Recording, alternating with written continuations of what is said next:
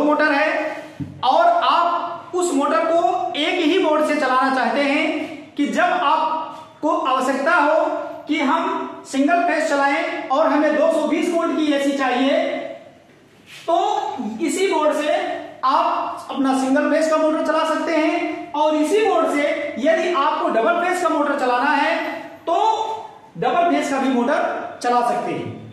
जैसे हमने यहां पे लिख दिया है, एक स्विच और एक सॉकेट में सिंगल फेज और डबल फेज कनेक्शन करना सीखें। यहां पर ये बोर्ड आपको सिंगल फेज मोटर और डबल फेज मोटर या इसके अलावा कोई अन्य उपकरण सिंगल फेज या डबल फेज का चलाना चाहते हैं तो एक ही बोर्ड से आप सिंगल फेज और डबल फेज का कनेक्शन कैसे करेंगे, आइए कनेक्शन जोड़कर देखते हैं। यहां देखेंगे कि हमारे पास दो फेज एक न्यूट्रल है। अब इसका न्यूट्रल सप्लाई हमें कहां देना है, ये हमारी टू वे स्विच, हमेशा टू वे स्विच में 3 पिनें होती हैं, तो इसके नीचे वाली पिन से हमने जोड़ दिया है न्यूट्रल।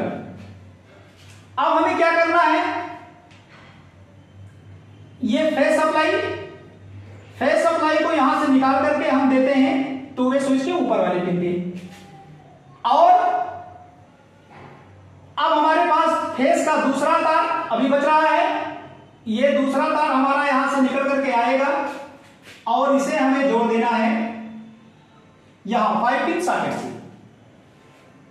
अब हमें क्या करना है, टू वे स्विच में आप देख रहे हैं कि ये बीच वाली पिन खाली है, यहां से आप तार लीजिए और इसका कनेक्शन आपको जोड़ देना है ऑन ऑफ स्विच से।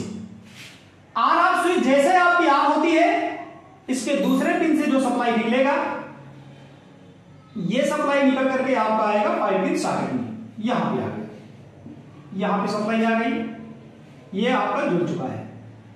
अब हमें क्या करना है, हमें यह समझ लेना है कि सिंगल फेज का यदि हमें कोई मोटर चलाना है 220 वोल्ट इस बोर्ड में आना चाहिए, तो 220 का मतलब हुआ न्यूट्रल और फेज यहां आना चाहिए।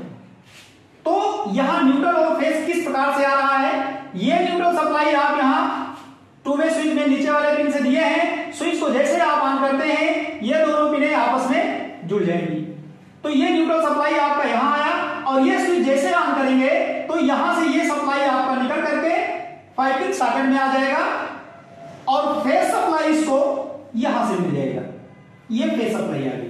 तो यहां पर आ गया single phase supply. Single phase motor है या कोई अन्य उपकरण है तो आप यहां आसानी से चला सकते हैं। इसके बाद यदि आपको आवश्यकता है कि हमें यहां डबल फेज की आवश्यकता है, डबल फेज यहां देना चाहते हैं कि हम जब चाहें तो यहां डबल फेज आ जाए, तो इसके लिए आपको क्या करना है, इस स्विच को ऊपर की तरफ सेलेक्ट कर देना है, तो ये नीचे वाली पिन जो बीच वाले से जुड़ा है ये इसको छोड़ देगा। अब ये नीचे वाला पिन बीच वाले को छोड़ दिया और बीच वाला ऊपर वाले से जुड़ गया। अब यहां देखना है कौन सी सप्लाई आ रही है, ये फेज यहां आ रहा है और ये फेज सप्लाई यहां से निकल करके आपके ऑन ऑफ स्विच में आया।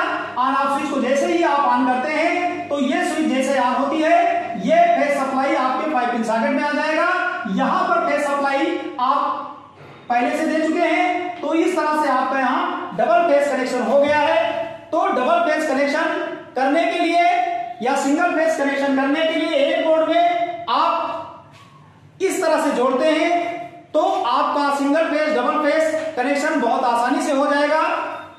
तो आपको इसमें यदि कोई डाउट हो तो वीडियो में आप हमें कमेंट करके बताएं और वीडियो पसंद आई हो तो लाइक और सब्सक्राइब करें।